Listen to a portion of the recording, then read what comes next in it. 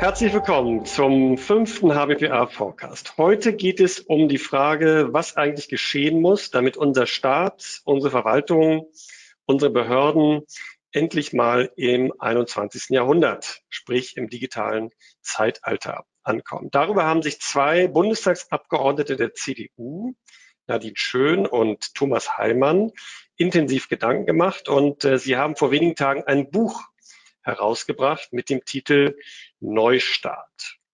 Und darin entwickeln sie die Vision eines lernenden Staates, der Entscheidungen auf der Basis von Daten treffen soll.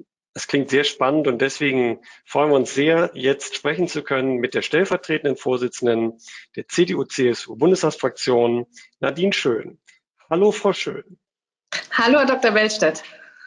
Vielen Dank, dass Sie Zeit haben, Frau Schön. Sie prophezeien in Ihrem Buch den Staatsinfarkt. Was meinen Sie damit? Woran hapert es in der Verwaltung? Hatten Sie vielleicht sogar ein Schlüsselerlebnis, das Sie dazu bewogen hat, dieses Buch zu schreiben? Naja, ich glaube, viele von uns haben tagtäglich diese Schlüsselerlebnisse, dass wir eben feststellen, dass wir auf der einen Seite im Privaten sehr viel digital schnell abwickeln können, von der Couch aus ganze Reisen buchen, überall in der Welt chatten etc. Aber bei Kontakten mit dem Staat immer noch in sehr komplexen Systemen landen, dass immer noch sehr viel schriftlich ist, wenig digitalisiert und vor allem, und das ist das Hauptproblem, dass wir immer noch die Sachen sehr siloartig abwickeln und in Prozessen, die hintereinander erfolgen, während die digitale Welt ja eigentlich vernetzter ist und Prozesse gemeinsam angeht. Und das führt eben in der Praxis zu ganz viel Unzufriedenheit und das können wir uns nicht leisten und deshalb müssen wir einiges ändern.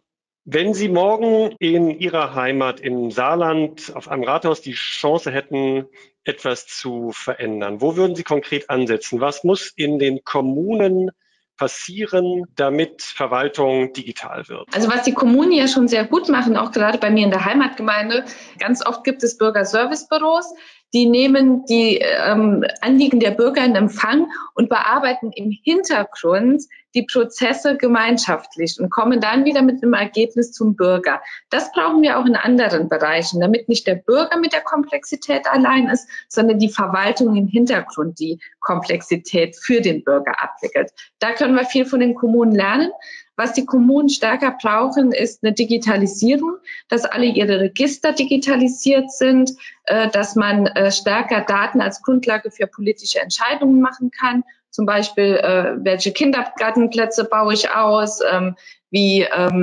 welche Straßen werden als nächstes saniert. Da gibt es ja heute schon viele tolle digitale Möglichkeiten. Die Kommunen können das aber nicht nutzen, weil die Akten eben oft noch in Papieren sind, weil sie nicht vernetzt sind mit anderen Kommunen und anderen Behörden. Und das wollen wir ändern durch eine Registermodernisierung, durch einheitliche Identifikationsmöglichkeiten und durch eine digitale Verwaltung, die auch alle Prozesse komplett durchdigitalisiert, damit eben auch eine effiziente Arbeit möglich ist. Jetzt haben Sie schon gesagt, Sie brauchen für das, was Sie vorhaben, Daten, und zwar viele Daten. Und um sich diese Daten erschließen zu können, schlagen Sie einen Paradigmenwechsel vor. Vom Prinzip der Datensparsamkeit zur Datensorgfalt. Was meinen Sie damit? Ja, die Datenschutzgrundverordnung sieht ja die Datensparsamkeit vor und die Einwilligung für bestimmte Nutzungen, die dann wiederum einer Zweckbindung unterliegen. Was passiert aber konkret? Konkret passiert, dass wir den großen amerikanischen Plattformen die Einwilligung für alles Mögliche geben, mit der Folge, dass die Daten sammeln, neue Geschäftsmodelle generieren, immer mehr unsere Systeme durchdringen, immer mächtiger werden. Dass wir aber selbst in unseren Bereichen es nicht schaffen, die Chancen der Digitalisierung zu nutzen. Und deshalb wollen wir zum einen den Spieß umdrehen. Der Bürger soll in einem Art Datencockpit selbst seine Datenschutzeinstellungen machen. Und dann müssen die amerikanischen Plattformen mich fragen, welche Daten sie nutzen können. Und ich muss nicht bei jeder Homepage nochmal extra die Häkchen setzen. Wir wollen so eine Art eine bessere Prüfungsinstanz, um zu sehen, was bei den Unternehmen mit den Daten passiert. Wir wollen aber vor allem, und das ist, glaube ich, das Entscheidende für Deutschland und Europas, die Datenschätze heben, die wir selbst haben.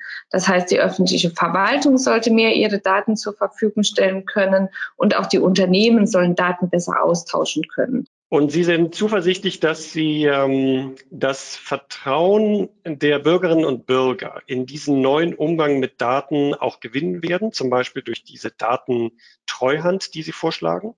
Ja, wir haben keine Alternative. Wir leben in einer digitalisierten Welt und die Lösungen der Zukunft kann man sich vor allem eben mit Daten erschließen. Wenn wir das nicht tun, werden das andere tun. Die Chinesen, die Amerikaner sind da sehr innovativ. Und dann haben wir die Wahl, entweder künftig die Produkte von ihnen zu nutzen oder eben selbst unsere Mechanismen so anzupassen, dass wir auch wettbewerbsfähige Geschäftsmodelle bekommen. Das Thema Daten spielt ja auch eine Rolle in der Schule. Genügt es eigentlich, Schülerinnen und Schülern ein schickes neues Tablet auf den Tisch zu stellen? Ist das schon digitale Bildung? Ja, da sprechen Sie einen total wichtigen Punkt an. Digitale Bildung ist eben nicht nur die Ausstattung und digitale Bildung ist natürlich auch längst nicht nur Anwenderwissen. Natürlich muss ich wissen, wie ich mit den Geräten umgehe. Aber was wir heute brauchen, ist eine Diskussion, eine politische Diskussion darüber, was denn junge Leute künftig kennen und wissen müssen. Und da gehört der Umgang mit Daten dazu. Da gehört eine Kenntnis darüber, wie algorithmische Systeme funktionieren. Dazu gehören aber auch neue Grundkompetenzen wie vernetztes Denken und Arbeiten, kollaboratives Arbeiten, Verantwortung übernehmen, auch in komplexen Teams, in Gruppen. Das sind neue Schlüsselqualifikationen, die wir künftig in jedem Berufsleben brauchen werden. Selbst der Schreiner arbeitet ja zunehmend mit Daten, mit digitalen Geräten. Es wird alle Berufe durchziehen und deshalb müssen wir Digitalkompetenzen als Schlüsselkompetenzen mit auf den Weg geben und uns mehr darüber unterhalten, was wir inhaltlich vermitteln müssen und die Technik ist dann nur Mittel zum Zweck. Frau Schön, Sie wollen zusammen mit Herrn Heilmann Gesetzgebung ändern. Der Staat soll sich Ziele setzen. Gesetze sollen dazu dienen, dass diese Ziele auch erreicht werden. Das wird geprüft. Und wenn die Ziele nicht erreicht werden, dann wird ein Gesetz vielleicht auch mal zurückgezogen. Haben wir das richtig verstanden? Ja, das ist ein Element des lernenden Staates, unseres Leitbildes.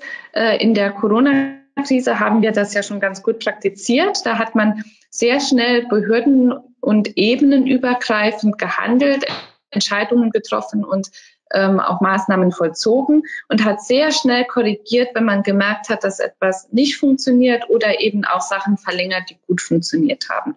Und das müssen wir stärker machen, auch an Parametern orientiert. Und dazu gehört aber eben auch der politische Mut zu sagen, dass gewisse Sachen vielleicht nicht funktionieren oder anders gelaufen sind, als man sich das vorgestellt hat und dann Sachen auch zu ändern. Ist die deutsche Verwaltung, sind die Ministerien, sind die Beamten dort fit für den digitalen Wandel, den Sie fordern? Haben wir diese digitale Kultur buchstäblich in den Amtsstuben? Wir haben mit vielen Verwaltungsmitarbeitern gesprochen und erleben dort, dass viele danach lechzen, dass sich was ändert. Denn jeder will bei einem attraktiven Arbeitgeber arbeiten. Alle haben eine wichtige Funktion für unser Gemeinwesen, für den Zusammenhalt unserer Gesellschaft und für das Fortkommen unseres Landes, auch in wirtschaftlicher Hinsicht. Die meisten Behördenkontakten haben ja Unternehmen und nicht der Bürger. Deshalb ist die Verwaltung der Muskel des Staates und an der Verwaltung entscheidet sich, ob unser Land vorankommt oder nicht. Eine letzte Frage. Sie haben in Ihrem Buch zusammen mit Herrn Heilmann 103 Vorschläge formuliert. Das ist ja eine ganze Menge. Wenn Sie morgen einen Anruf erhielten von Frau Merkel oder Herrn Brinkhaus und Sie sagen, wir haben vor der Sommerpause noch Zeit und die Chance, einen Ihrer Vorschläge konkret umzusetzen. Hätten Sie einen Favoriten? Na, die ersten 3 haben wir schon umgesetzt. Die haben wir nämlich gleich im Koalitionsausschuss mit verhandelt. Das ist das wichtige Thema der Registermodernisierung. Das ist das wichtige Thema, dass wir eine einheitliche Identifikationsmöglichkeit wollen. im staatlichen Bereich. Und das ist die Umsetzung des Onlinezugangsgesetzes, wo wir 2 Milliarden in die Hand nehmen, um Kommunen und Länder dabei zu unterstützen. Das sind ganz wichtige Punkte. Wenn ich mir noch eins aussuchen könnte, dann wäre es tatsächlich, dass wir mal beispielhaft an einem Gesetz durchexerzieren, was es heißt, Digitalisierung von Anfang an mitzudenken, mit Verlaufschart den kompletten Prozess durchzuplanen, und eben auch diese, ich sag mal, KPI festzulegen, um zu gucken, was sind denn die Erfolgskriterien eines solchen Gesetzes. Das sollten wir in einem Gesetz mal durchprobieren und dann werden wir auch hier sehen, was funktioniert und was funktioniert nicht. Und auch das ist wieder der lernende Staat. Das klingt sehr spannend. Dann wünsche ich Ihnen viel Erfolg bei der Umsetzung Ihrer Vorschläge. Ganz herzlichen Dank, Frau Schön, für dieses wirklich interessante und erhellende Gespräch und schon jetzt für Sie einen schönen Sommer. Vielen Dank.